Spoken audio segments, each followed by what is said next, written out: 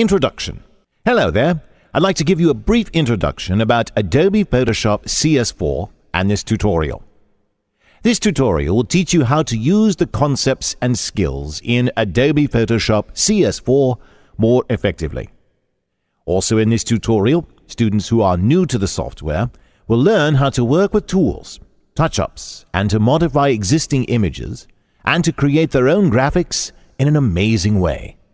You'll get hands-on practice going from the basics through the advanced techniques by working along with it. The main advantage is you'll learn how to do things that you've only imagined before. The Professional Photoshop CS4 delivers new features such as tabbed interface, application bar, personalizing your workspace, repair and retouch black and white and color images, typographic special effects, content-aware scaling, vignetting, adjustment panel, mask panel, and some new time-saving tools that will make the workflow that much faster. And you'll learn all these features in the coming tutorials. Interface. This is the most professional and powerful software for graphics designing and image editing, which is well known universally. To begin with Interface, let's go and click on the Start button in the Windows. Select All Programs, and finally click Adobe Photoshop CS4. Here you view the splash screen of Photoshop CS4, where you get the details of Adobe Corporation, along with the product information, developer's name, and the version. This is all about the interface of Photoshop CS4. Here is the title bar, where you'll see Photoshop CS4's title, and then the launch bridge icon. Open it and you'll learn it in the Adobe Bridge. This is the View Extras icon, and when you click on it, you'll see options like guides, grids, and rulers. Zoom level allows us to view the zooming percentages. These zooming icons help us to zoom and pan the image. The Rotate View icon allows us to rotate the document for sketches and painting. Then proceeding to the Arranging Documents, it helps us display the document in the workspace. Then finally is the Screen Mode, where you can change the screen mode of Photoshop. Next up, you'll see all the options in the menu bar, where you can find it below the title bar.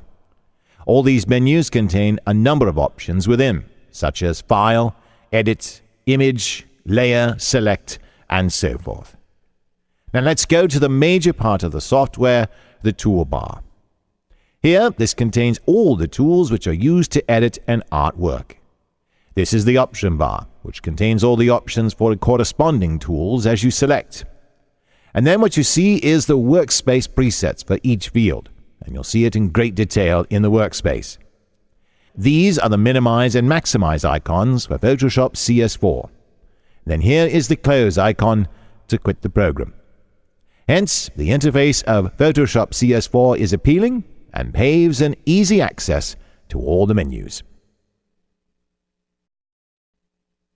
Workspace. I'd like to define the workspace for you in a simple way. Workspace is nothing but where you do all your illustrations, and Adobe Photoshop has included an option called Workspace Presets in the application bar. It contains various presets of workspaces, like Essentials, Basics, What's New in CS4, Advanced 3D, Analyses, Automation, Color and Tone, Painting, Proofing, Typography, Video, and Web. And it also helps us to move quickly between different workspaces. Now you'll see all the workspaces and their functions in this. First off, you need to move to Essentials. Over here, we will see all the essential options and palettes, such as color, adjustments, and etc. Then when you switch to Basics by clicking it, there appears a prompt regarding the selected workspace will modify the menus and keyboard shortcuts. So go ahead and click Yes to change the workspace to Basics. Here you'll see the corresponding options and palettes, such as Actions, Info, Color, etc. Now let's move on to the What's New in CS4 workspace.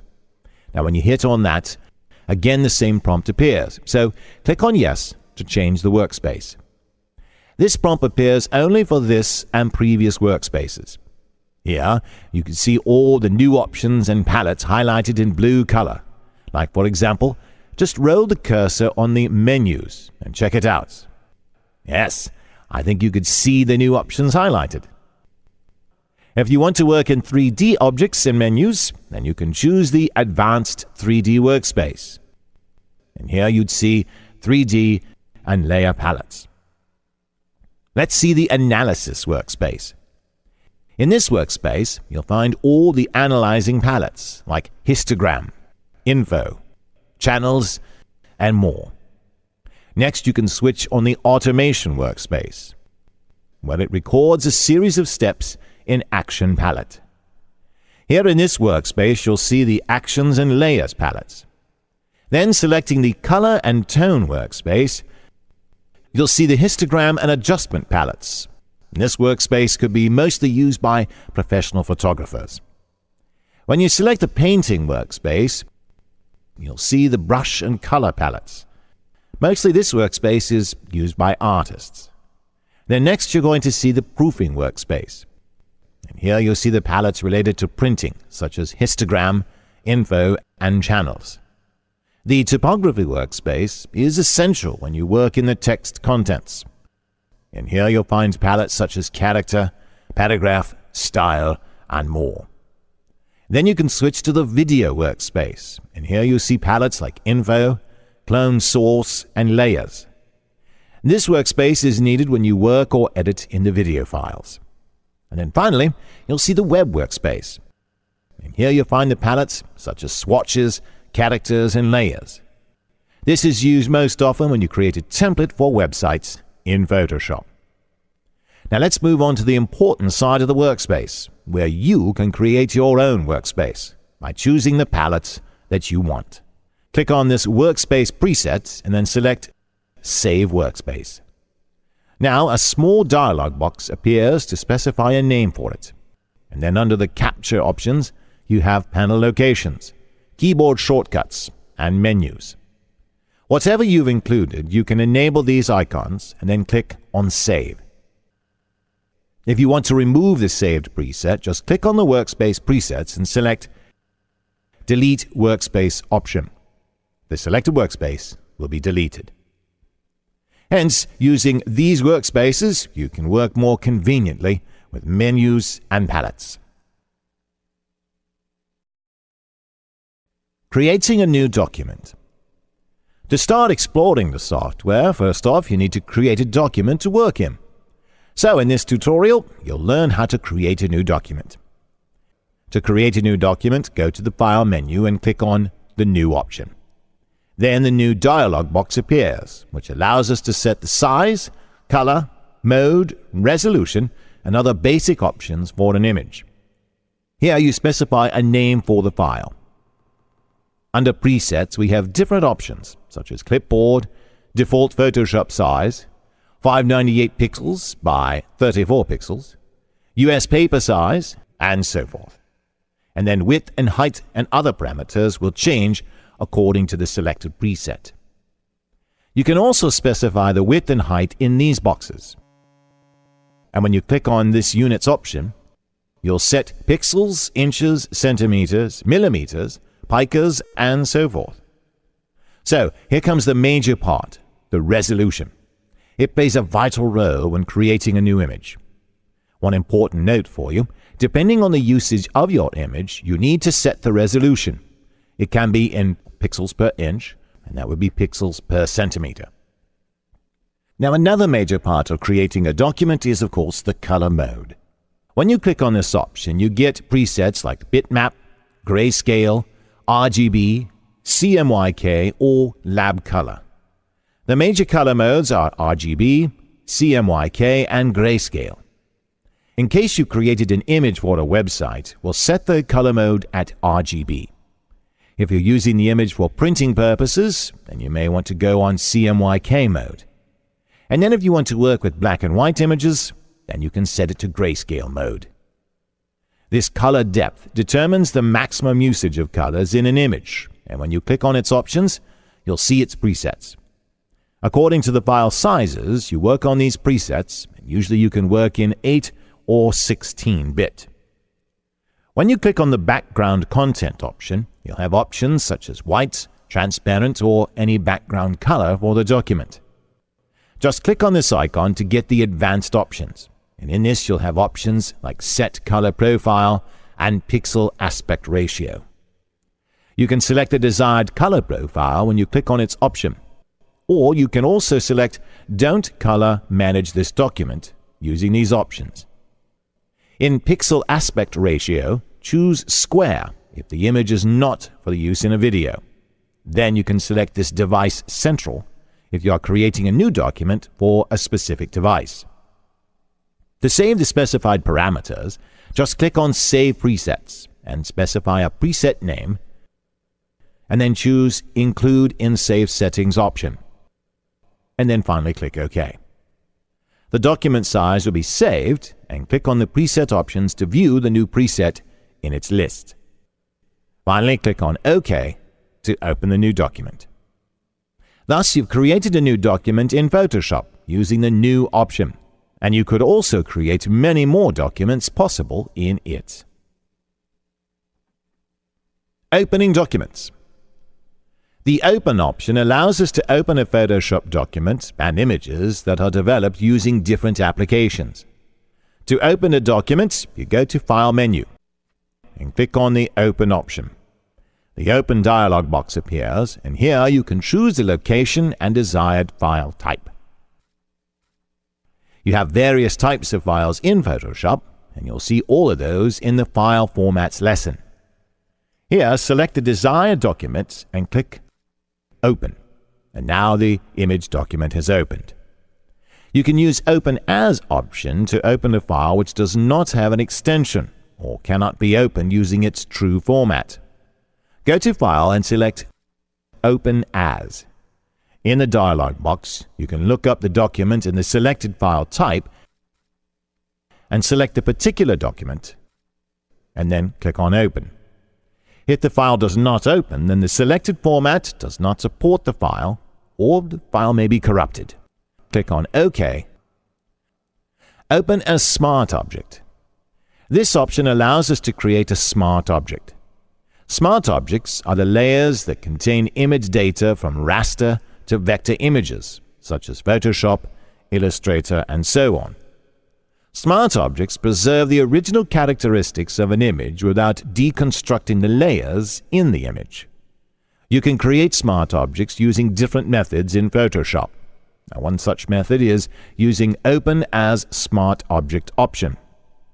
If you wish to convert an image to Smart Object, then go to the File menu and select Open as Smart Object.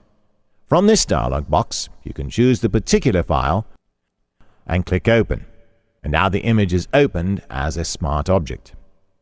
Then you can also open documents using Open Recent option, which displays the list of 10 most recently accessed Photoshop files. Go to the File menu and then select Open Recent. Now select the desired file to open in Photoshop. To clear the recent list, and finally click on the Clear Recent option. And now the recently opened files are deleted. Hence, you can open a file using the Open option, and now Photoshop is extended to even open a video file within.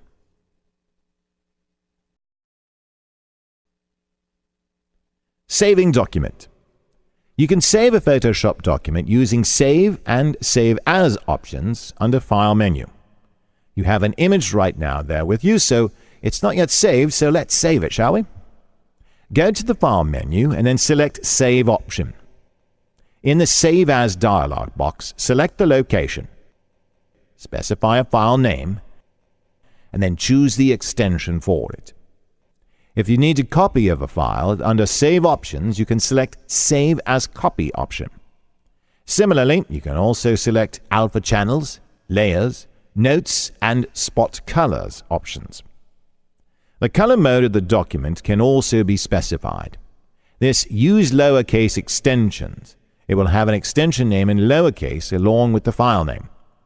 Then click on Save, and you'll have a prompt. The Maximize Compatibility will let you use the Photoshop document in other applications. If file size is a problem, you have to open the file in Photoshop, then turn off the Maximize Compatibility option.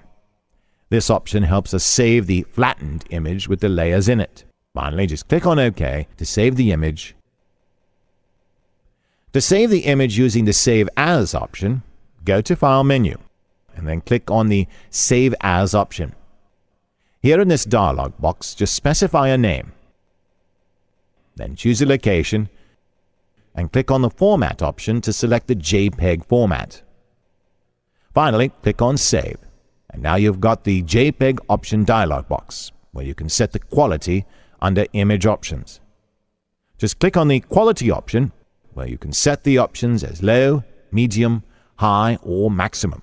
Or you can also move this slider left to right to reduce or increase the file size. Just click on the slider and drag it to the left. While dragging, you'll note the quality decreasing. Then under Format options, you have these Baseline Standard, Baseline Optimized, and Progressive, which help the image to display line by line or in multiples. Usually the Baseline Standard option is the default option. Finally, just click on OK to save the image in a JPEG format. Therefore, you can save the changes made in Photoshop documents, as well as you can save a new image using the Save As option.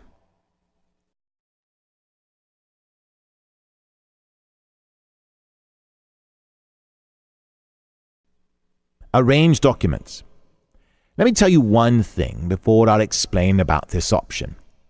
It is one of the brand new options known as Arrange Documents, which is added in Photoshop CS4's version. Using this option, you can easily display multiple documents in the workspace. It's fast and flexible, and it displays or views more than 6 documents at the same time, and you can also work in all those documents. Let's see it in an interactive way now, and I hope it will be very useful for you. Here I have 4 image documents opened in Photoshop. Now let's try the various options in Arrange Documents. Click on the Arrange Documents icon and then select Consolidate option, where it arranges the files at the back of one another and is displayed in tabs. Then again click on the Arrange Documents and select the Tile All in Grids, where all the files are arranged as grids in the window. Next, select the Tile All in Vertical, where the documents are arranged correspondingly in a vertical way.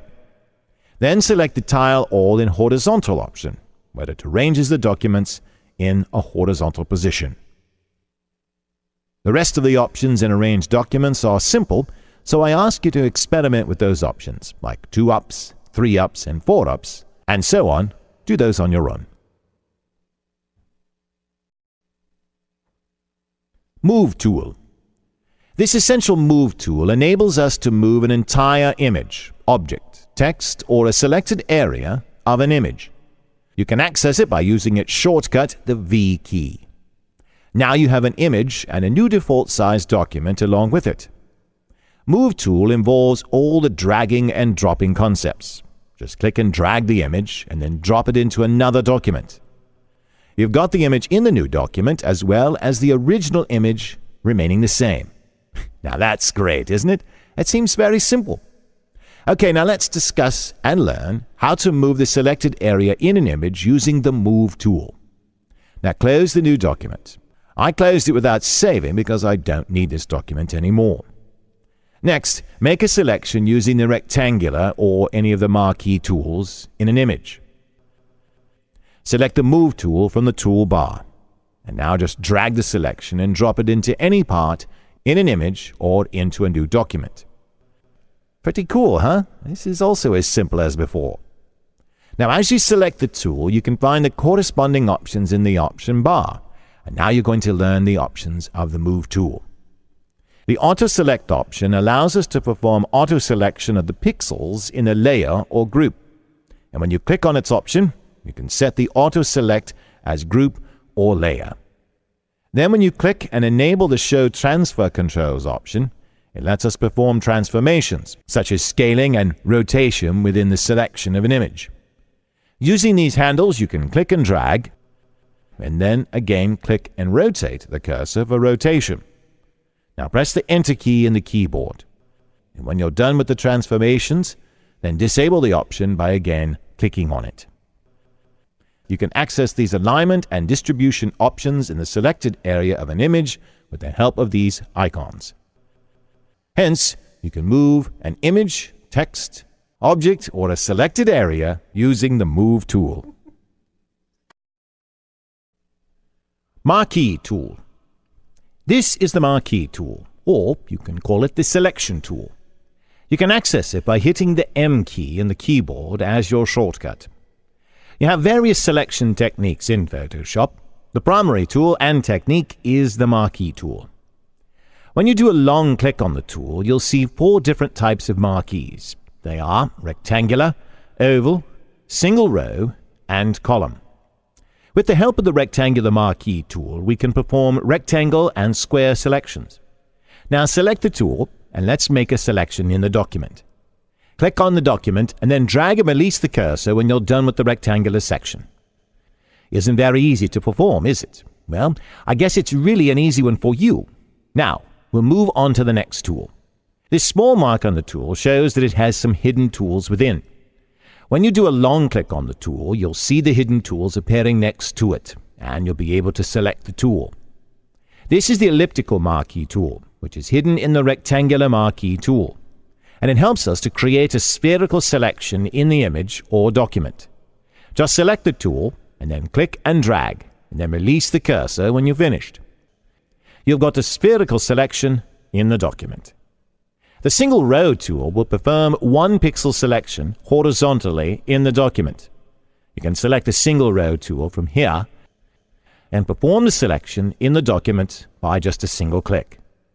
I think you could find the difference by using this tool, and it's mostly used to perform a single line in a document. Then the single column tool helps you to create 1 pixel selection vertically. And I think it's a very simple operation to perform, so I'll ask you to experiment on that one all by yourself. Here you can find the options of these tools in the option bar as you select the tool. Now, an important note for you, the options of the entire 4 marquee tools are the same, and the options are: you can create a new selection by using the rectangular marquee tool. And then you can add, subtract, or intersect the selections using these options in an image. Now you'll learn the options one by one. Now a new selection is done and you'll be able to add a selection. After selecting the option, just click and drag the cursor next to the selection. To subtract the selection, select the option and then click and drag it on the selection. And then finally, to intersect the selection, select the option and then click and drag it on the selection. The feather option defines the smoothness of the edges in the selections. The higher the value that you specify, the more smoothness is applied to the edges. You could click on the New Selection option to apply feather for the selection. Here, you can specify a numerical value and perform a rectangular selection. As you apply the feather option, you'll find the smooth edges. The Anti-Alias option is available only for the elliptical tool, and it performs a smooth selection. The style of the selection options can be normal, fixed ratio, and size. If you select fixed ratio or size, we should specify the width and height value so that the corresponding values are applied to the selection. Now, specify a value here to view the difference. Then, click and drag the cursor to view the changes in the option. Finally, the Refine Edges option lets us improve the quality of the selecting edges, and we can view the selection against different backgrounds. You can make changes in the parameters such as radius, contrast, smooth, feather, and contract or expand. Over here, you just move the slider to adjust the desired values according to your selection. As you move the slider, you'll see the changes are getting applied to the selection. There's an additional option to preview the changes over here as you move the cursor to the options. Then click OK and observe the change in the selection edges. Please note, if you need to create many selections in the same document, then you can hold the Shift key and perform as many selections using the marquee tools. Thus, you can perform selections using rectangular, oval, single row, and column tools.